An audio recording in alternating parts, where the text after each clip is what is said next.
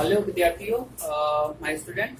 जैसा कि हम लोग जो है आज क्लास 12 की फिजिक्स पढ़ेंगे और उसमें एनसीईआरटी बुक के अनुसार ही होगा।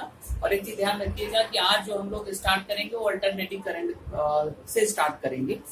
जो आप लोगों ने पीछे तक नहीं भी पढ़ा है उसको भी कवर हो जाएगा। तो पहले हम लोग अल्टरनेटिव करंट स्टार्ट करेंगे। अल्टरनेटिव करंट बेटा देखो, दो तरह से करंट होते हैं, एक डीसी होता है और एक एसी होता है, डायरेक्ट करंट और alternative current.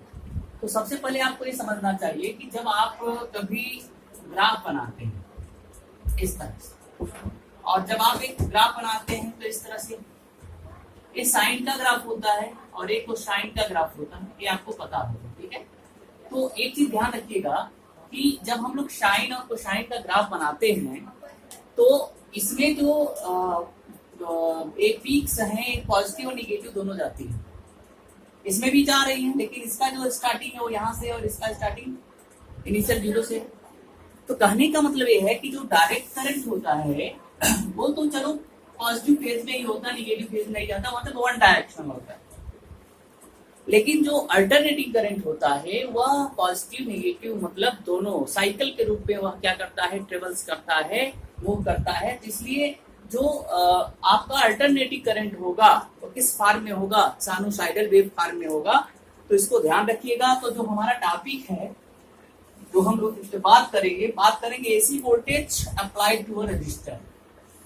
AC voltage applied to a resistor. इसका मतलब यहाँ पे रजिस्टर भी है, आगे आप जाएंगे तो आपको कैपेसिटर भी मिलेगा, इंडक्टेंस भी मिलेगा। आज जो हम बात करेंगे वो केवल बात करेंगे किसकी, AC voltage applied to a resistor. How, एक चीज ध्यान रखिए, जब आप डायग्राम बनाते हैं तो हम एक एसी सोर्स लगा देते हैं इस तरह से, और एक हम रजिस्टर ले लेते हैं इस तरह से। इसको ऐसे भी लिख सकते हैं, बी भी लिख सकते हैं, कोई दिक्कत नहीं है। ठीक है, इसको ध्यान रखिए। इस पे हम लोग आर दे देते हैं, रेजिस्टेंस कितना दे दिए, आर दे दिए। अब ध्यान रखिए, ये आपको एसी का करंट दे रहा है। इसका मतलब जो करंट का वेरिएशन होगा, पोटेंशियल जो होगा यहाँ पे वो साइनोसाइडल वेव के फॉर्म में होगा।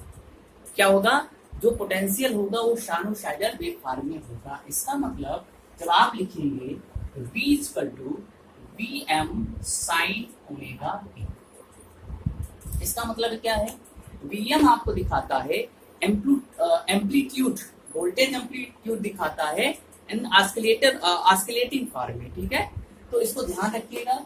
ओमेगा क्या होगा, ओमेगा होगा आपका एंगुलर फ्रीक्वेंसी होता है, तो इसको ध्यान रखिए। अच्छा, इसको क्या आप ऐसे नहीं लिख सकते कि अगर आपको, जब आपने कहा था कि सर जो हमारा ये जो करंट फ्लो हो रहा है वह अल्टरनेटिंग करंट के फॉर्म में हो रहा है, तो अगर हम इस रजिस्टर के थ्रू आप पोटेंशियल निकालेंगे तो अकॉर्डिंग टू द किरचॉफ्स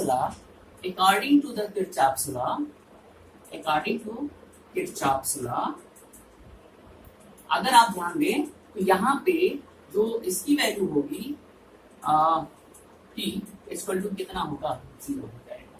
इसका मतलब ये है कि आप इसको कैसे देखो लिख सकते हैं, आप इसको ऐसे लिखेंगे कि अगर एक 0 हो जाएगा तो आप लिखेंगे Vm sine omega t is equal to IR। क्या लिखेंगे, IR। अच्छा, अब इसको देखिए, अगर आप ध्यान दीजिए तो I को आप लिख सकते हैं Vm साइन ओमेगा t अपान यहाँ पे R, और Vm अपान R को हम लोग Im लिखते हैं। तो आपका जो इक्वेशन हो जाएगा Im साइन ओमेगा t, इस फॉर्म में आपका हो जाता है। ठीक है, तो एक चीज, जब आप फेजर डायग्राम बनाते हैं, फेजर डायग्राम का मतलब ये होता है कि जब इस तरह से आप कर्व बनाते हैं तो अगर हम ये कहें कि सर ए जो है V को दिखा रहा है, पोटेंशियल को दिखा रहा है, तो आपका भी करंट सेम फेज में होगा। जैसे इसका डायग्राम होगा वैसे इसका डायग्राम होगा, बस थोड़ा सा नीचे जाएगा। इसका मतलब अगर ए बी है तो एक इसका है आई है। इसका मतलब ये हुआ कि in the pure resistor potential and current is same phase. मतलब एक प्योर रजिस्टर्स में जो पोटेंशियल होते हैं और करंट होते हैं वो सेम फेज में होते हैं, इसका मतलब ए होता है। अब बात ये करते हैं कि sir I equal to I M sine omega t हो गया, तो यहाँ पे करंट की मिनिमम भी वैल्यू मिलेगी, मैक्सिमम भी वैल्यू मिलेगी, मिनिमम मैक्सिमम जीरो ये सब चीज आपको मिलेगा। लेकिन अगर हम आपसे सर क्वेश्चन करें कि क्या सर इस सर्किट में पावर जीरो हो सकता है, क्या पावर जीरो होगा? जीरो क्या कर सकते हैं, निगेटिव, क्या पावर का रोल निगेटिव पॉजिटिव, जैसे करंट जो है पॉजिटिव भी जा रही है और निगेटिव भी जा रही है, तो क्या पावर कंजप्शन जीरो हो सकता है? इसका नेट एक साइकिल में, एक नेट साइकिल में जो करंट होगा वो जीरो हो सकता है, क्योंकि एक बार पॉजिटिव और एक बार निगेटिव। तो क्या पावर कंजप्शन सर्किट में जीरो हो सकता है? नहीं, क्योंकि हीट थ्योरम, आप अगर हीटिंग थ्योरम लगाएंगे तो जूल हीटिंग थ्योरम ये कहता है कि सर यहाँ पे पावर जीरो नहीं होगा, क्योंकि पावर को आप लिखते हैं, अगर आपको ध्यान होगा तो पावर इज इक्वल टू आपने लिखा होगा I M square upon R, ठीक है, एम्पलीट्यूड ऑफ द करंट। अच्छा, क्या हम इसको ऐसे नहीं लिख सकते? अब ये जो पावर है वो डायरेक्टली प्रोपोर्शनल बाई आर, तो कांस्टेंट है, तो यहाँ पे जो पावर है वो किस पे वेरी कर रहा है? करंट पे। करंट अगर आपका निगेटिव हो जाए या पॉजिटिव हो जाए, इसकी वैल्यू ऑलवेज पॉजिटिव आएगी, इसका मतलब पावर कंजप्शन जीरो नहीं हो सकता है। तो एक चीज ये बताइए, अभी आप आई एम को अभी आई एम मत लिखिए, आई स्क्वायर आर लिखिए, तो ये इस पे आई पे डिपेंड कर रहा है, तो आई इक्वल टू आप लिख सकते हैं आई एम साइन ओमेगा टी लिख सकते हैं। तो आप जब इसकी वैल्यू यहाँ पे रखेंगे तो पी इक्वल टू हो जाएगा आई एम स्क्वायर, भाई स्क्वायर तो होगा क्योंकि आप आई एम रखने जा रहे हैं, और साइन स्क्वायर ओमेगा टी हो जाएगा। ये पावर की वैल्यू हो गई। अगर हम एवरेज पावर पी निकालें तो एवरेज पावर पी के लिए आई एम से कोई मतलब नहीं होगा, तो आई एम स्क्वायर बाहर निकाल लीजिए और इसको आप लिख सकते हैं साइन स्क्वायर ओमेगा टी। हो गया। According to trigonometric identities you can write this. अच्छा, एक चीज आप रखिए, अभी आपने आई यहाँ पे आर नहीं लिखा है तो यहाँ पे आर लगा दीजिएगा, चाहे आगे लगाइए चाहे पीछे लगाइए, कोई दिक्कत नहीं है। तो हमारा ये हो गया, पी एवरेज जो होगा वो हो जाएगा, एवरेज को हम लोग ऐसे भी लिखते हैं बेटा और ऐसे भी लिख देते हैं, इस तरह से भी लिख सकते हैं, तो इसको ध्यान रखिएगा कि P average equal to I M square sine square omega t into R. अब इसको हम लोग ऐसे लिख लिए I M square into R, और साइन स्क्वायर ओमेगा टी को 1/2 1 माइनस cos 2 ओमेगा टी लिख सकते हैं, ठीक है, इसको ध्यान रखिएगा। अब ये बताइए कि 1 minus cos 2 omega T, cos 2 omega T की वैल्यू एक एवरेज वैल्यू के रूप में लेते हैं, तो अगर आपने ग्राफ कभी देखा होगा तो जो वेरिएशन होता है वो जो है 0 पाई और 2 पाई के बीच में होता है, और पाई की जो वैल्यू आप रखेंगे cos 2 ओमेगा टी यहाँ पे होगा, तो इसकी जो वैल्यू होगी वो क्या हो जाएगी, 0 हो जाएगी। तो जो पी की वैल्यू हमको पी एवरेज मिलेगा तो हमको मिल जाएगा I M square R by कितना हो जाएगा, 2 हो जाएगा, ठीक है। अब जब ये आपको पी एवरेज मिल गया तो हम लोग इसी को क्या कहते हैं, अगर आप ध्यान रखिए तो I R M S value कहते हैं, और I R M S value को हम लोग I R M S root mean square जो वैल्यू होती है आई आर एम एस को हम लोग लिखते हैं। अगर आप ऐसे देखें तो कभी कभी आपने एवरेज में ऐसे भी लिखा होगा, एवरेज लगा के स्क्वायर लिखते हैं, और इसको जब आप बाहर निकालते हैं तो यही I R M S equal to होता है I M by under root 2 होता है। तो आई एम की वैल्यू होता है वो आई एम बाई रूट 2 हो जाएगा। इसको आई आर एम एस लिखो या ना लिखो ऐसे भी लिख सकते हैं।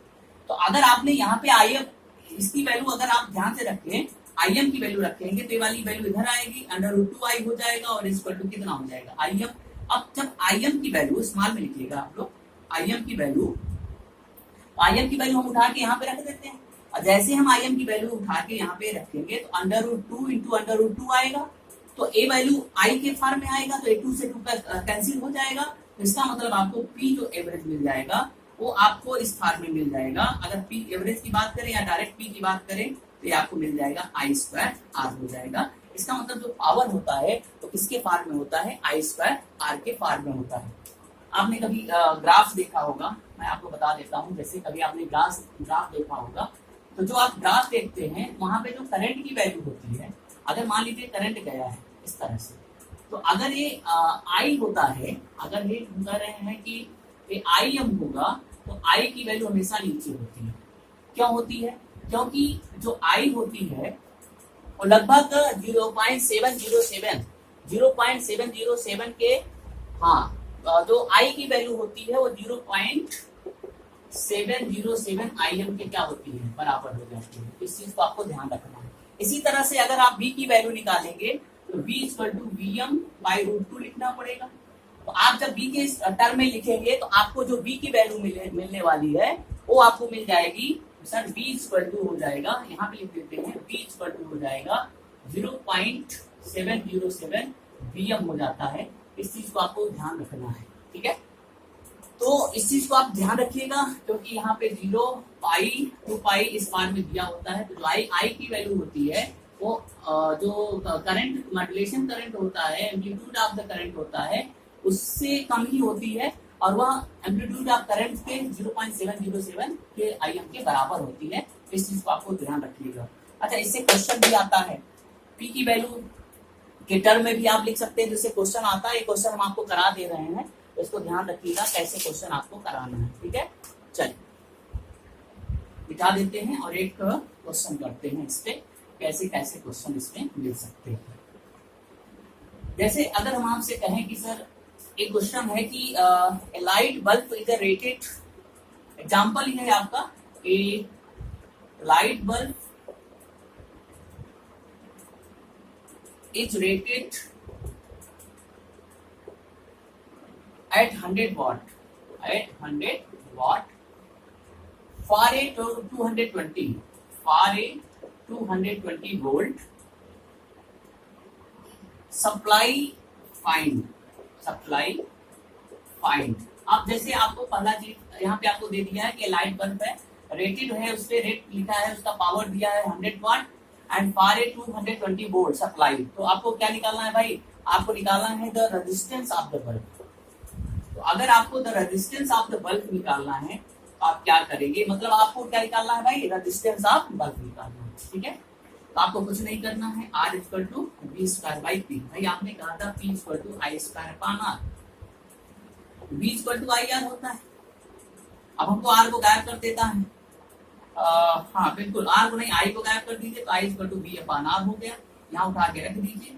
P = V की जगह आप टच करिए, और जहां आपके पास I है वहां पे लिखिए V/R, V/R का whole square into R। P = V²/R²। इससे कट गया, तो P = V² कितना हो गया R, या R² V² कितना हो गया P। वो जो मैंने आपको ये लिखा है वही चीज है। तो आपको कुछ नहीं करना है, R की वैल्यू है, आपको निकालना है। B आपको दिया है, B कितना दिया है 220 वोल्ट, इसका स्क्वायर करिए, और P की वैल्यू को 100 वाट है, इसको नीचे लिख दीजिए। आपका 220 × 220 डिवाइडेड बाई 100, और इसको कैंसिल कर दीजिए, तो आपका आंसर आ जाएगा 484 ओम। ये आपका आंसर हो जाएगा, ठीक है। तो according to this you can say that, और इसको आप लगाइएगा। नेक्स्ट जो है क्लास में हम लोग जो है इसके आगे बात करेंगे। तो आज के लिए थैंक यू वेरी मच।